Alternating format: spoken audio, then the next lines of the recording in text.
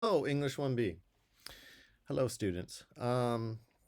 This is my third video regarding Cyrano de Bergerac, and I'm going to aim at a shorter video this time, partly because I have upload problems, and partly there might be viewing problems. But we'll do what we can, see what we can. But again, Cyrano de Bergerac. I'm also going to have some typed up materials for you with some embedded clips from YouTube to help echo key passages. I'm going to have some clips both from the 1950 that I encourage you strongly to watch in its entirety, but I'll also have some 1990 as we build towards the end. I actually think the 1990 version is better for the second half, and I like the 1950 for the first half.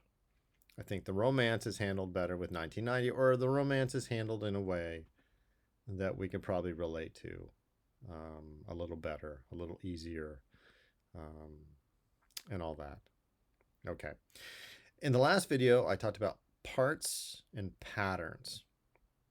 And if you think about one of the patterns in any play, in any sustained piece of literature, is the pattern of character, understanding a character over time through different experiences.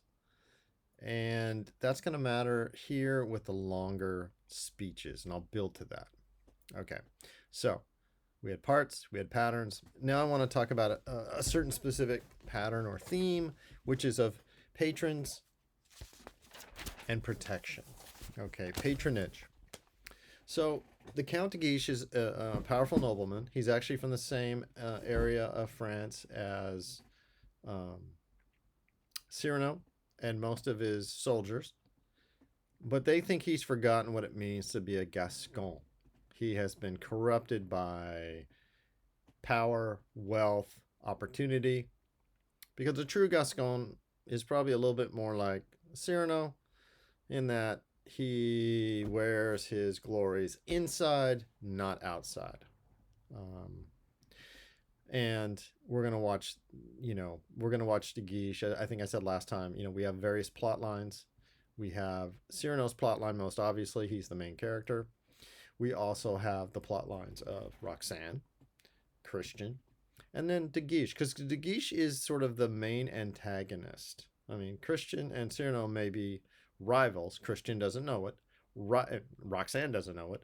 Rivals for the heart of Roxanne, but De Guiche wants her body. De Guiche only sees her beauty, and he is working on that. Okay, so in Act 1, the meddler came up and wanted to know, but who's your protector? Who's your patron? Who's going to protect you from De Guiche? We know that De Guiche is willing to send 100 men to beat or kill someone who's insulted him. So again, we know that the need for patronage is crucial. Okay. Right. And and Cyrano's like, I am my own patron. I am my own protection. I have 3 feet of steel, all that stuff. So, that works to a point. This matters because in Act 2, De Guiche shows up with the whole crowd that's so amazed that Cyrano has beat the 100 men. Now, notice that happened off stage. We hear about it.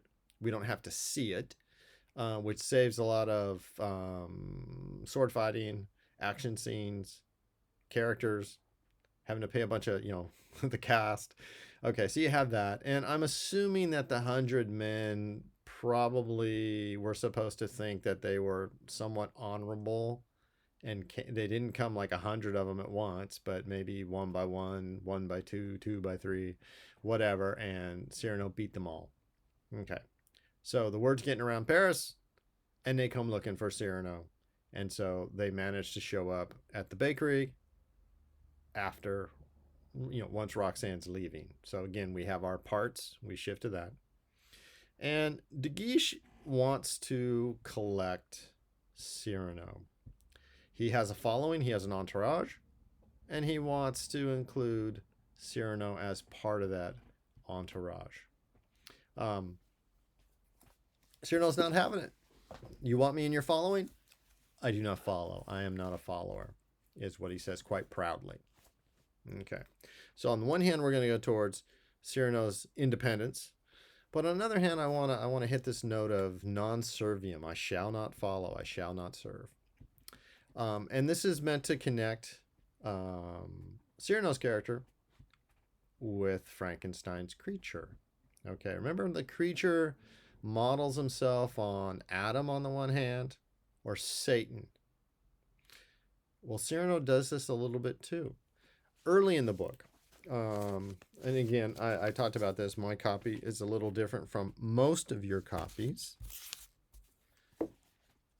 But when Cyrano is thinking about taking on the world, as it were, at the very end of Act 1, he sees himself alone, because when he's going to take on those 100 men, he actually has a crowd with him, but he wants them to be witnesses. You might remember, actually, it's my 46A class. The great hero Beowulf goes up against a dragon, and he brings a dozen men with, no, 11? Oh, I should know this. I just gave a test on this. Anyway, he has a small crew of men, and he wants them to watch as he fights the dragon. Okay. Cyrano does this also. Heroic tradition. He's going to go up against 100 men, and he wants all these people just to watch and see. He will be alone.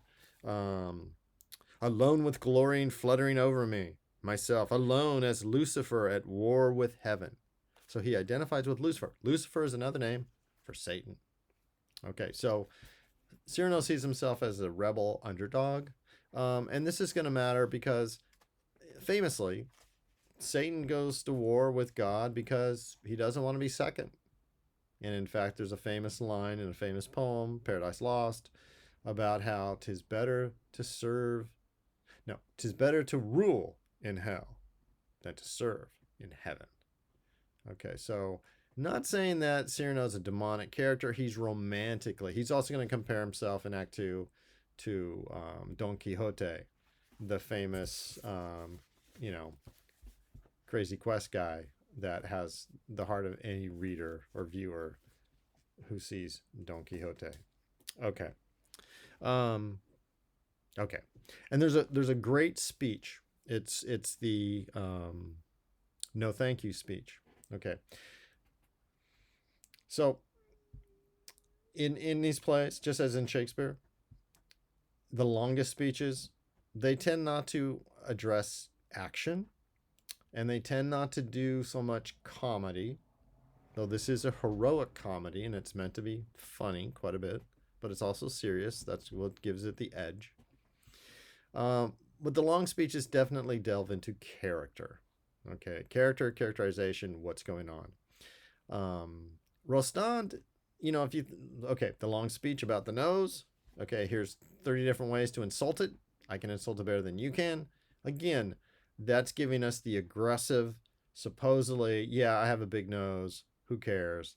But really, right, I mean, Cyrano cares because right after that, he's like, what woman could ever love this nose? Could ever love me? Okay, but on the surface, he's aggressive about it and clever, funny, witty. Okay, we have a famous speech about in Act 2 when Lebret says, why not follow De Guiche? Why not become a follower? Your play would get published. I know you want that. Okay, but the price of getting that play published was A, to become a follower of De Guiche, and also to let De Guiche's uncle, the Cardinal Richelieu, rewrite some of it. And Cyrano doesn't want anyone to rewrite anything he's done. He is the ultimate, I am myself, I am authentic, I am the picture of integrity. Okay. Where am I going with this? Oh, the 1950 version is really helpful for how to read these scenes. You could figure it out for yourself. But again, a bid to do the 1950. And since it's the same translation as our book, the 1950 for the whole play is a better guide than the 1990, which is sexier, fancier, more romantic, etc. Okay, but I look for these things also when I'm reading this material, and I realize that there's this long speech in the middle, near the end of Cyrano and Libret. Cyrano speaks, and he keeps building up to da da da, no thank you, da da da da, no thank you, da da da, no thank you, and he does this many times, but it shows a beat, okay, because he's a poet, and he is performing, and so that becomes quite important. And then the speech flips, and he's just in the negatives, like I'm not going to be a parasite, no thank you, I'm not going to do this, no thank you. And then he flips it. Instead, I will do this. I will do this. I will do this. And it's all about how he will be true to himself, and he doesn't need all those worldly advancements. Okay. So, again, how do I break? I look at the parts. We have a long speech. I start noticing things. Oh, he keeps saying this one thing. How does that relate? No, thank you. No, thank you. No, thank you. But also negative, negative, negative, and then flip. Positive, positive, positive. And he makes this great speech, which one clip calls it's the greatest speech of all time, in which, I stand alone, I have integrity, I am the hero. And Libret says to him, right. And what really you're saying is, she loves you not. So Libret, again, he has a small role, but he's important for us to get into the heart of Cyrano, right? It's important for him to be the one who's able to carry us there, because this is his old friend, and we need that. Okay. And then boom, Christian enters, and the cadets, and we got to deal with that. Okay. I wanna do a couple quick things. One of which is in Act 1. Here's a question I should use as a quiz. What's the one thing that Cyrano fears? We know he doesn't fear very much. Supposedly Valvert was the best swordsman in France. Well, Cyrano proved he isn't. But the thing he fears, that Roxanne will laugh. That Roxanne will reject him. So even this man has fear. Okay. I talked about the Lucifer thing, and here's something I want to help you out once you get to Act 4. Okay, I'm jumping ahead. Ideally, you've read this all, and I'm just coming in and helping you understand it. Any play takes 2 readings, okay? At least 2 readings, because on the one hand, you're trying to find out what's going on, and then you're going through and you're trying to make sense of it. Okay, so here's my fancy diagram. Okay. In Act 4, Cyrano goes to war. Christian goes to war. And Roxanne wants Cyrano to protect Christian. In a different video, I'll talk about the letters and all that kind of stuff. But I want to help you out with the siege of Arras. So Arras is, I believe it's a Spanish-held town. Okay. And there's a siege. And so the X here is the town held by Spanish forces. The French are the Fs. The French forces, Cyrano's French, those forces are in a ring, right? In a ring all the way around. Okay. There are additional Spanish forces making a ring around the French forces. Okay. So this is the situation. The French are trying to get the town, but they're also having the fight behind their backs, and they're circled.